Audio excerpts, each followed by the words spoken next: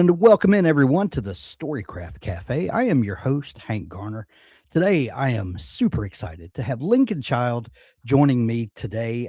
Lincoln is one half of the uh, New York Times best-selling writing duo of Preston and Child. They have a brand new book. It's been out about a week, and let's see if I can get it where there's no glare on the cover. It's called Pendergast or Pendergast, excuse me.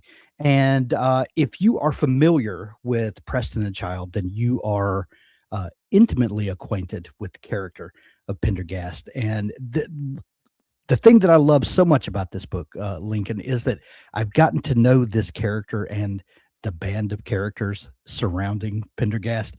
And this is a prequel, which is an interesting look at kind of how it all got started. So we're going to talk all about it and all that good stuff today. But welcome to the show.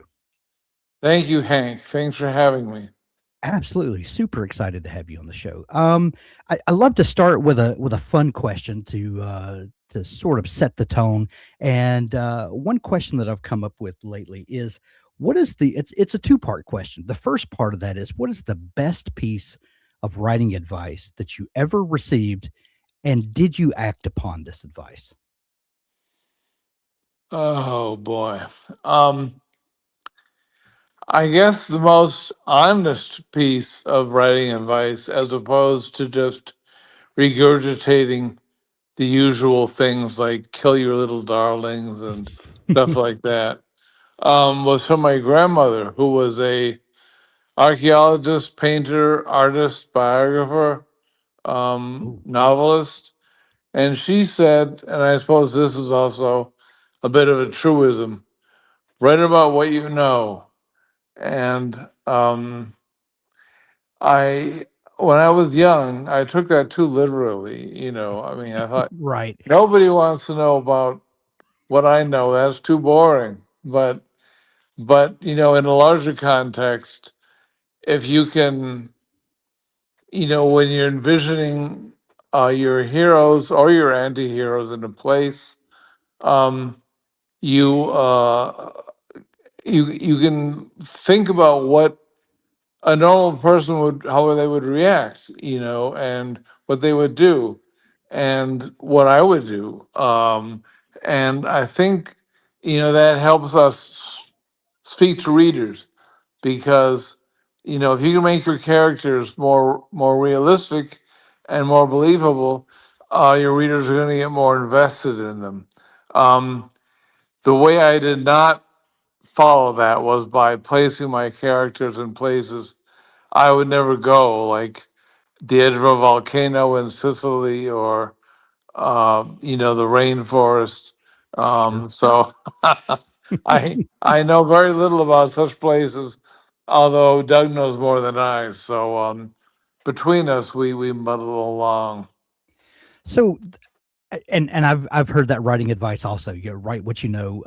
But Yeah. no, but like you, no one wants to know the things that I know. you know, but um how do you inform your readers about things you're interested in, but maybe you have never done? Well, that's actually a very good question, because early on I decided, the first book we wrote was not only super indulgent, but we never really thought it would get published. I mean, Yeah. I'd been in publishing for 10 years, and I'd seen, I mean, how hard it was. And even though I knew all the agents and I knew I could get a fair reading, I couldn't believe that what we wrote, was. But anyway, once we got going and were writing regularly, I took it upon myself to write about subjects that interested me, whether it be Southwestern history or archaeology, or one of our books, we wrote a thinly veiled um, description of an attempt to dig up the pirate treasure on Oak Island. Right. And so I would immerse myself in archaeology and the ruins of the Pueblo Indians, the old what they used to call Anasazi, um, ruins hidden away in slot canyons. And that was not only interesting to me, but I was able then to pass some of that knowledge on to the readers. And often people have said thank you for giving me an insight, from the inside looking out. Um, and I learned the hard way really how to do that, because if you've read the wrong kind of historical novel, you know that the person who's writing it has said, "Okay, I've read 15 books about Henry VIII, and now I'm gonna cram them all down your throat, before we're done." And that's no Right. good either. You have to know just enough to add the right kind of color, and you've done your job right if you've researched for a month and it takes 5 minutes to read it. Well put. Well put. The other side of our opening question, I told you it was a two-part question. The other half of that is, what is the worst piece of writing advice you ever received, and did you act upon it? And this is usually the more fun part of the opening question. um, yeah, I have an answer. I'm afraid it might be controversial because I can't vouch this is true. I can Okay. only tell you by hearsay. But I was told to join a writers group, um, and let them, like a creative writing group, informal, not in a classroom atmosphere, and pass things around and have it critiqued. And I did not act on it, because I've been writing since I was like 10 years old. I mean, terrible stuff, but you Of know, course. by the Yeah. time I finished something, I had learned enough so I could not bother to go back and revise it, just Sure. move on. But I just heard stories about good groups, helpful groups, where they genuinely want to see each other succeed. And, you can learn from watching somebody else Hmm. improve. But then I've heard there are also groups where there's a lot of competition, there's a lot of catty comments, Sure. Sure. um, knocking down other people's writers, um, careerism. So I can't speak from experience, but that's just what I've heard. Sometimes happens, and so I did not take that advice. Understood. Understood. You said earlier that you were in publishing for 10 years before that first book that you and Douglas Preston wrote together found a home. I know that you have published on your own, apart from your partnership with Douglas Preston. Were you publishing on your own before, or was your co-written novel the first novel that was published? I was an editor at St. Martin's Press in New York Gotcha. for about 8, 9 years. Well, I worked my way up to editor, the usual route. And during that time, I published 5 anthologies of ghost stories, under my name, but I just selected the stories and wrote the introductions. Relic was my first book, and in all honesty, um, I'd written 2 novels by the time I finished high school. Both of them just wretched. Um, and then in college, and later on, I learned to analyze fiction, and it made writing it much harder. You know. Um, and slower, because I was thinking too hard about it. And then in publishing, you, at least in trade publishing, and I can't tell you if this is true anymore, although I assume Mhm. it probably is. There's this, St. Martin's at the time still accepted unsolicited manuscripts over the transom, where you Mhm. could send a book into the press, and it would go into a huge pile. And then the assistants would sit around the conference table one night a week with pizza and look for, diamonds in the rough.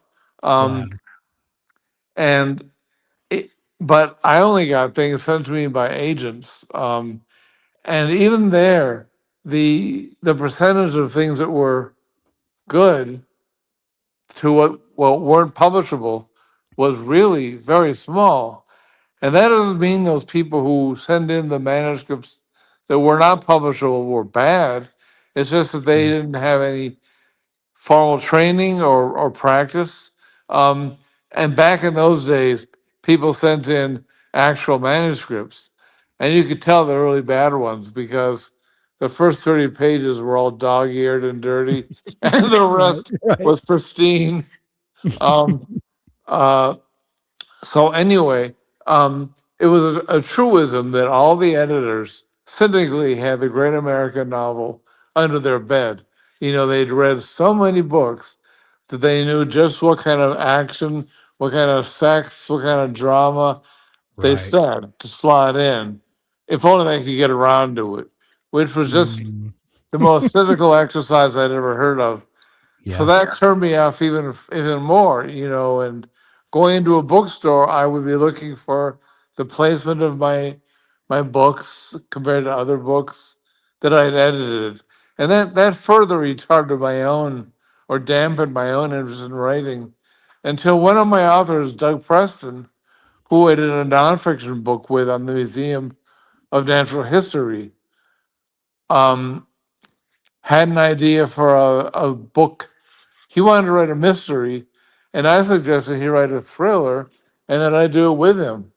And at the beginning, it was like I was the editor mostly and the Hmm. idea person, and he was the grunt who wrote the first drafts, um, which I then, you know, There has to be fixed. one in every relationship, right? Yeah. Yeah. Well, see, he's not here, so he's in trouble. He's going to get it. Right. Right. Um, uh, he's going to be sorry he had that wisdom tooth taken out or whatever he's doing.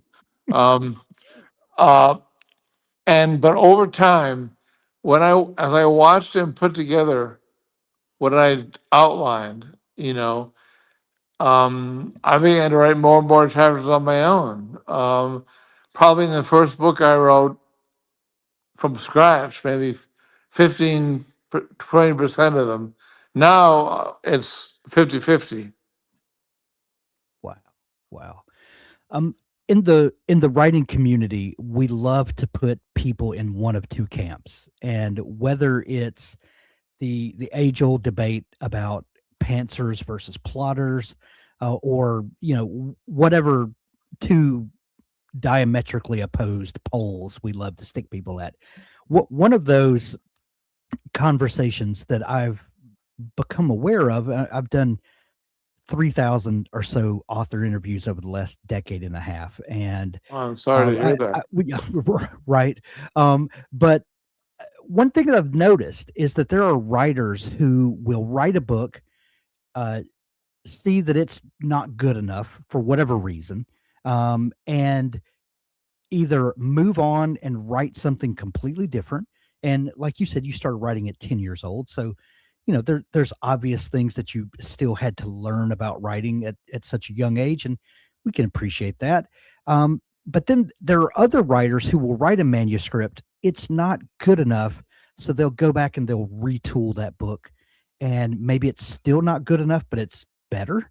And they'll go back and they'll rework that book again and again and again until either the manuscript has become good enough for the market, or maybe the market has changed, and now the type of story you've written is just right for the market, because markets come and go. But as someone who has worked in editing and now writing, uh, you might have some insight into what it is that makes a writer abandon something that they've spent months working on and just think, okay, well, there's a better story out there, versus the kind of writer who says there's something here worth working on, and I'll just keep working this one idea until it becomes what it can be. Do you have any insight into that at all? Yes. Could you briefly mention what the first type was again? Either people write a book and in when they finish it, they just keep editing it until it becomes sellable, versus the people that will write a book, it's not sellable, so they just go and work on something completely different, and they just keep iterating on different ideas until they land on the thing. Or Isn't maybe there a sometime third? in that process they become, or you tell me if there's a third The, possibility. the third category is the very well established author who is not good enough, but I'll send it in anyway because I know it's going to get published. Right, right, because you have publishing deadlines and contracts, and you have to make it good enough. Well, I say that tongue in cheek, but Yeah. um, as somebody who, whenever I write a new book, either a solo book or a book with Doug, it starts from page one. It's always a new plot. There's never any rehashing, except the kind that comes with having a series character, Yeah. And then I see other people who appear to write the same book over and over again, um, with different locations, but the plots don't change. And a lot of these are friends of mine. And I'm not saying this is typical, but readers love it. Go figure. Um, and But anyway, that may just be my that's probably my bitterness because all my friends who are writers have got streaming series now, and we keep getting to the very last inch, and then some bean conner says no, Pendergast is too complicated. Um, let's just well anyway. I can only tell you from my experience that I've got a book that I've been working on since college, and I think it's I think it's really good. I think I think it's been scooped now about 10 times. Somebody else had the same idea, but I'm still working on that. Um, but as a commercial writer, Doug and I, after our first couple of tentative forays, um, Uh, it, Relic was a big success, Hmm. but after that, we hit the sophomore slump, and it was hit or miss for a couple of books. We really didn't know if we were going to be working, making enough money to justify um, all the work we were putting in. But at this point, um, we worked the story out. I can only tell you what my experience is. We worked the story out in advance, not not down to the last nut and bolt, but down to the point where we know where the story is going, while still leaving some room for organic change. Um, and then we assign each other subplots or threads or sequences, and we we we both have developed a style that is partly his, partly mine, and the joint books are probably a bit different than the solo books. But um, you know, often I will send my chapters into Doug, and he will say, "Link, this is not what I thought you were going to write. You have to do X, Y, and Z." Or Doug will send something into me that I think needs to be expanded, or had a bow wrapped around it or something. Hmm. And I'll do that quietly. Um, and I'll fix his messes and things like that. And we work together towards a deadline, with our agent involved and our editor. I'm a big advocate for letting your editor see the book early, um, because then when they get the last couple of pages, they can't complain very much, or the editorial letter is shorter that way. Um, Yeah. So I'm speaking from a professional level where I know that I can write competently and how to write a cliffhanger chapter. But like then again, we're not writing Cormac McCarthy, or um, Well, Infinite Jest, you you know. use more punctuation than Cormac McCarthy, for one. Yeah, but we're not right. That may not be a good example. I don't Yeah. know if he writes and rewrites, but I mean, um, or F. Scott Fitzgerald. Sure, We're sure. um, we we try to write at an intellectual level, tongue in cheek, amuse people, and by the time it's done to the best of our ability. And one reason for that is we enjoy writing what we enjoy reading. The books we write and the ideas we get are ones we like to read ourselves. And Yeah. so that excites us, it informs us, and hopefully that gets communicated to the reader as well. So I'm not sure if I'm answering your question, Well, but sure, sure. And there are writers who would say they are primarily um market driven writers, and that's valid, that whatever you want to do, but I think it definitely shows through when you are a fan of the genre that you're writing. I think the readers can just tell the difference, as opposed to someone who's strictly, this is their day job and they clock in and out every day of just, I I don't know. I mean, I mean, no disrespect for people no. that operate that way. It's all valid, but I just think you can tell the difference.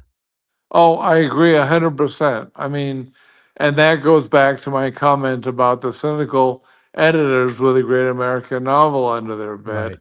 It would never be the great. Nobody would read it. Um, re- readers aren't dumb, and they know what they like, and they can tell. I mean, an editor's job, as my boss used to tell me. Let me backpedal a bit. A reader's job is to put a book down and say, "Gee, that was pretty good, but eh, it could have been better." And an editor's job is to say, "This book is okay, but parts of it suck, and this is what you have to do to make it better." You Mm, know, yeah. um, and so a reader can tell on one level when the author is writing outside their comfort zone, or maybe phoning it in a little bit. Right. Um, uh, and you mess with readers at your peril. We've always been um, really indebted to our readers, because if it wasn't for them, we wouldn't be here. And one of the victims of COVID, from our perspective, is all the book tours we used to take, where we'd stop at 30 or 40 bookstores on a tour and meet the people who read our books, and see the enthusiasm, see the things they didn't like, learn from them, learn what they want more of, what they want less of. Um, and our readers mean a lot to us, and it's too bad that dynamic has changed. Yeah. Yeah. I've gotten to know some series authors through the years. Lee Child, who writes the Reacher series famously. Um, That's not his real name. Right, right, and we've explored that before. But Oh, okay. anyway, that's a side quest. Um, Also, Craig Johnson, who writes the Walt Longmire series. Sure. And one thing that is interesting is the way that these authors handle series characters that maintain a sense of urgency, a sense of threat, that keeps readers coming back book after book. But let's be honest, if you're buying a Walt Longmire book, you know Walt's going to be there for the next book, or else they wouldn't be called the Walt Longmire series. Oh, or Yeah. Jack Reacher, et cetera, Jack Ryan, et cetera, et cetera. Um, How many books is this in the Pendergast series for you guys? I believe this one, even though it's set at the beginning of his career, Right. it's an origin story. It's the 23rd book, I think. That's what I was thinking. Um, by kind of rewinding and telling us a story at the beginning, and sort of setting the stage, does that relieve some of the the tension that maybe exist in the beginning of the novel writing process of, okay, what are we going to do, how can we maintain the stakes high while also preserving a series that we have a readership for and we want people to keep showing up for every year, hopefully. Does writing a prequel, does that open new possibilities? Like what did the prequel writing kind of afford you guys in in the building of this world and maintaining your readership? Well, I think it was something that we came to sort of via the back door. It wasn't our initial idea to do it, but Pendergast is a character who thrives on being enigmatic and mysterious. Sure. And is we've always teased we didn't even let people know his first name for, you know, Like I 11 books suppose, or yeah. something. I think Jack Reacher may be the same in some ways. You Yeah, don't really learn about his background for the first right. couple of books, um, and that's how you, as an author, keep things interesting for the reader. If they like your character, they want to know more, but as a part of the overall action of the story. And so Pendergast was very mysterious, and um, somehow in our books, his family tree got tangled up in his stories. Yeah. He has his his ancestors are full of mountebanks and quacks and magicians and patent medicine dealers and highwaymen and uh, murderers and madness, and that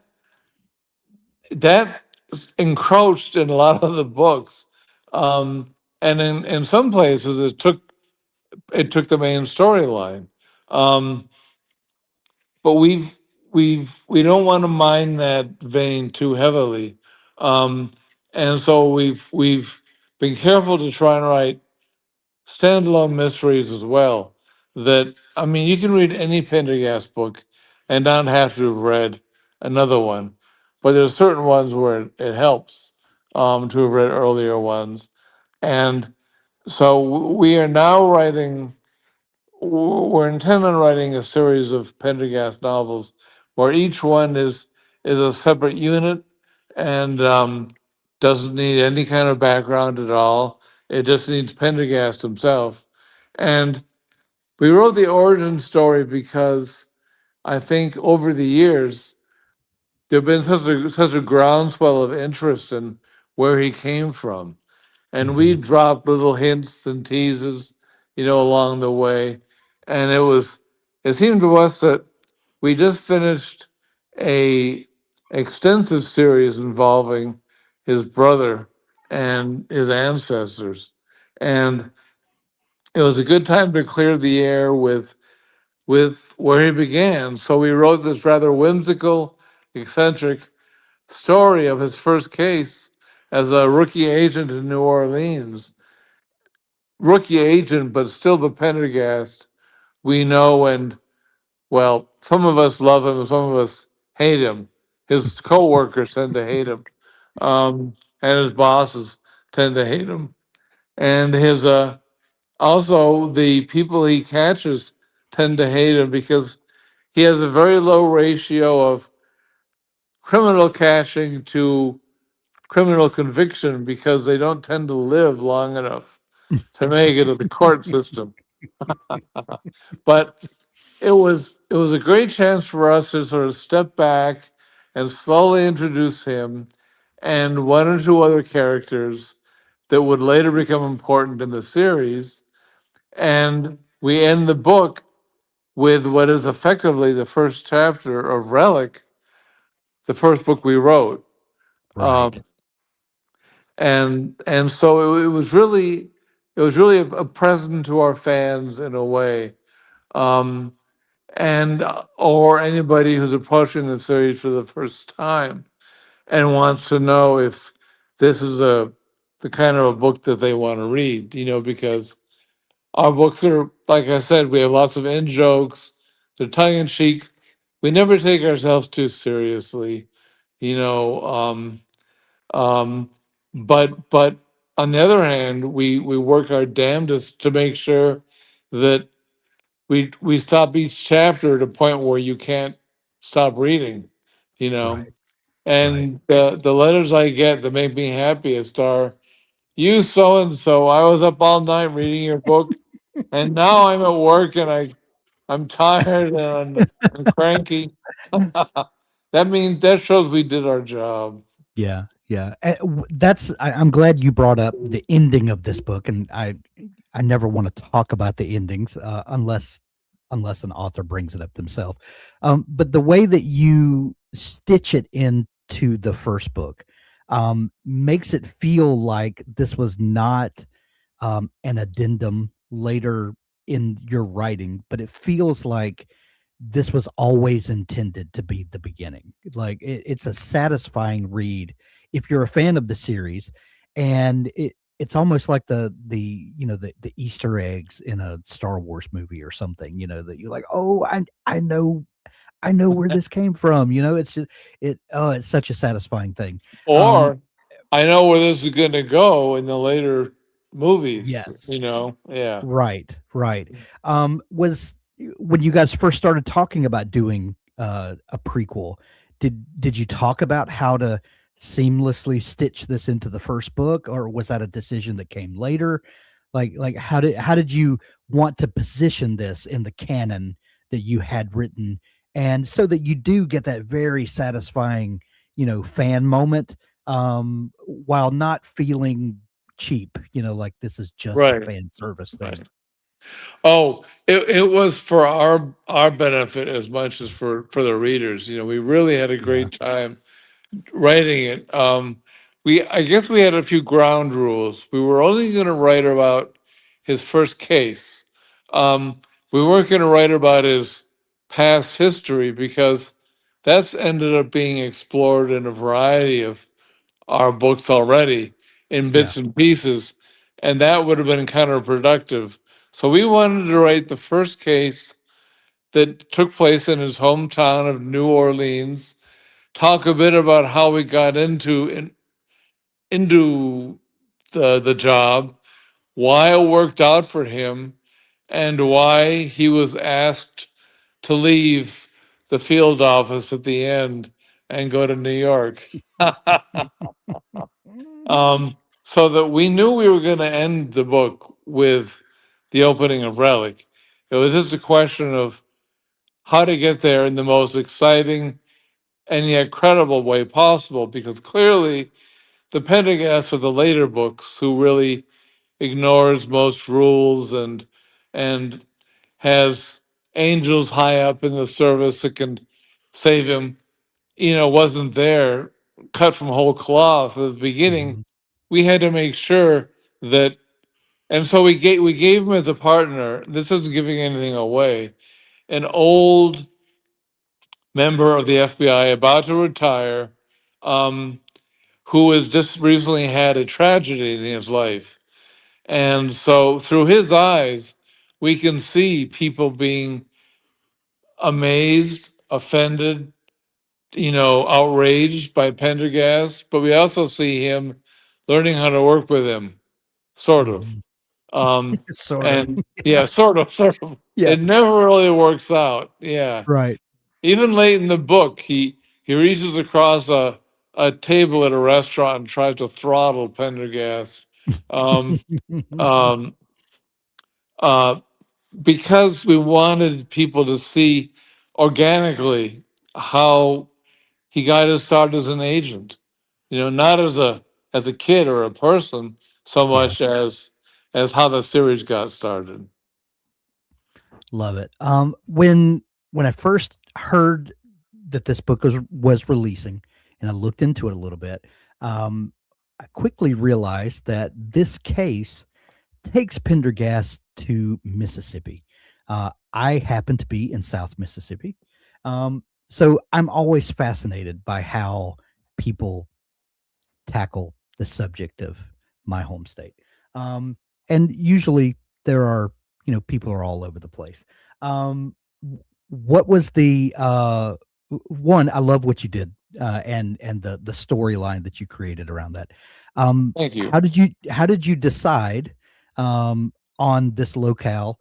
I know it's just north of New Orleans, where he's from, so that obviously played into it. But um, tell me a little bit about kind of thinking about where to place this and the the culture of the place and how that informs the tension that he's going to find himself in.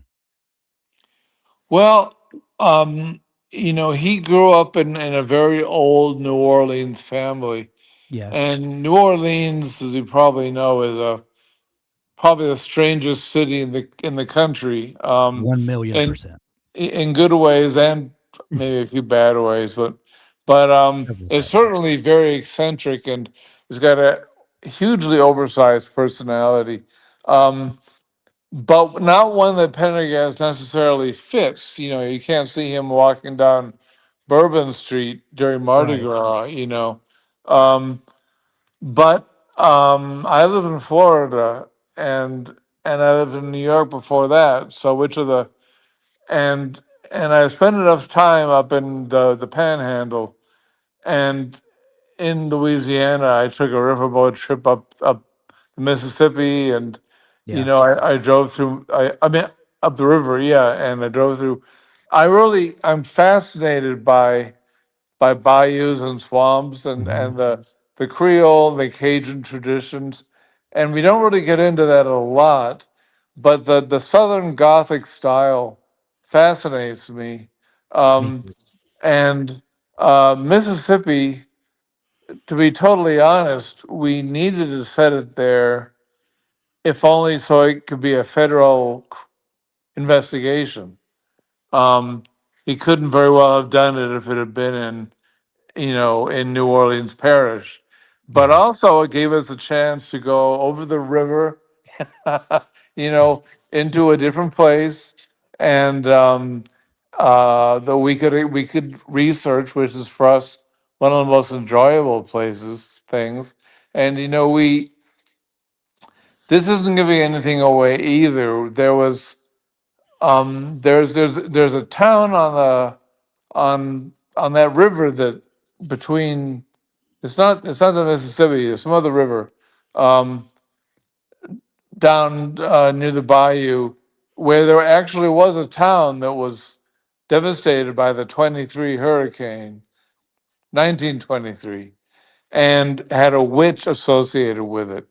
And it was our intention to have that be the place of the denouement, but it wasn't. But it was close enough to get So we had a lot of fun trying to add some of the flavor, Hmm. um, without stereotyping, without you know um, any value judgments, because I really think that I spent half my life in New England and half my life in the Midwest and the rest down here, and I think I love the culture of the South, Yeah. um, and so it's it's amazing how many books Pendergast has said he's hailed from New Orleans, but how few books actually have scenes set in them. And here was a book where the entire story practically could take place there, or in Mississippi, or in the Right. Environ. Um, so that was a lot of fun for us to experience that. After writing this prequel and really kind of solidifying the foundation, uh, like you can only do with a prequel. Does did going kind of turning back the time now kind of reapproaching the series where you left off in current day, does this open new possibilities for you? Did this, even if it's just to give your writer brain a rest and refresh, so to speak, did can coming back to the current writing, does that open up any new possibilities, thoughts, feelings for you, having gone back and done this beginning work? That's an interesting question. I feel a sense of relief that we've done this. Actually, I never thought we would need to do it, and at some level, it wasn't a requisite. But I'm glad that we settled we saw him sinking his roots, so to speak, both in Yeah. his home and in the bureau. Um, I there's one character in this story we didn't think was going to be there, but who it turned out was a serious character. It turned out it was very important that he, she, it be there, because of that person's continuity. But beyond that, I think that it has simply freed us up to write more of the kind of Pendergast books that people seem to like the best, which is ones where he shows himself to his best advantage. He puts down petty bureaucrats. He won't let people get in his way. He's clever. He's witty. Hopefully, he's and we find really interesting mysteries that aren't simply, you know, where did the founding fathers bury, you know, George Washington's recipe for chili or something like that. We try to have stories where each one, even though they involve the same characters, is separate. You know, a different kind of a serial killer, and that Mhm. was actually one of the most difficult things about this book was how to find out how to invent a serial killer that was different than any others that have come before, and also to keep to remind ourselves all the time the book is set in 1994, so they didn't have, you know, cell phones to the degree we do, I'll and tell you what, and dialing back 30 years opens up all sorts of possibilities, especially when you're dealing with a mystery thriller. It's I would imagine it had to be greatly freeing to not have the cell phone be the solution to every problem that pops up. it was it really was, and it was difficult in the sense that they didn't have the tools at their disposal to find criminals, the tools they have now, but we use that to our advantage. You know, the extra time it took them to do that kind of work gave the criminal time to stretch his wings, so to speak. Right. Which brings up, you on one hand, the criminal has time to think of solutions to their problem, but it also gives them time to, have a false sense of security because nothing has happened, and interesting things can happen on both sides of that. That's right. That's right. I mean, in some countries today, where it seems like every street corner has a camera affixed to it, Hmm. I think, Jack the Ripper is would have a rough time. Right. Yeah. Thank God that he would, but it makes it hard Right. for writers. You know, well, it's a new challenge. Yeah. Maybe you've just given me the idea for our next book, right You're there. you're welcome. You're welcome, man. Thank you. Well, everybody, Pendergast, the beginning. is available everywhere now. It's been out for about a week. Um, Go visit your local bookstore. You can grab it anywhere great books are sold. If you don't have a great local bookstore, we'll put links to it in the show notes to make it easier for you to find, and you can pick it up at Amazon or Audible, wherever. Um, but Lincoln, this has been so much fun chatting. If people are just kind of discovering the series and they've got a lot of reading to do now because they've found a new thing that they love, where is the best place for someone to find you guys online, dig into all the stuff that you're up to, and kind of get started? A good place to start is our website.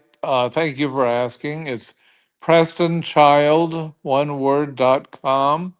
Um, uh, we also, you can sign up for a newsletter there where we send out things which most newsletters don't. We send out chapters that didn't make it into the book. We have contests.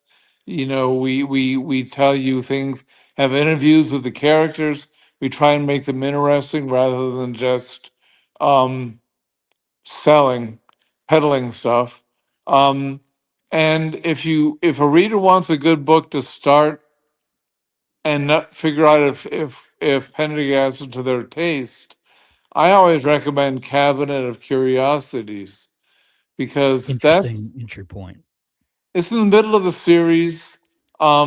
It's set in New York. It introduces characters that appeared in other books that weren't even in Pendergast series, but it really shows him to good effect, or at least to Pendergast's effect. And Cabinet of Curiosities was a book that really turned it around for us. We were working really hard, treading water, writing some Pendergast books, some other books, but that was the one where the feedback we got us convinced us it was time to make him a serious character. And so I think the Cabinet of Curiosities is a good place to start. Or the new one, I mean that if you don't like that one, you know, it's okay, Yeah, we don't I mind. recommend Pendergast just for everyone out there listening. But Cabin Thank of you. Curiosities is a fantastic read as well. You heard it here from Lincoln Child himself, you guys. Uh, Lincoln, this has been so much fun chatting. Thank you so much for taking time to come on the show. Hank, I appreciate you taking the time to have me. Take care, and thank you to everybody who reads books. Period. Right. It's really important to keep reading and supporting independent bookstores. And for those of you who've discovered our books, thank you very much for helping us keep writing. And for those of you who haven't, I hope you will get a chance to slip into the unusual world of Pendergast. Love it. Love it. Thank you, Thank, Hank. thank you guys for joining us in the chat. Thank you, Lincoln.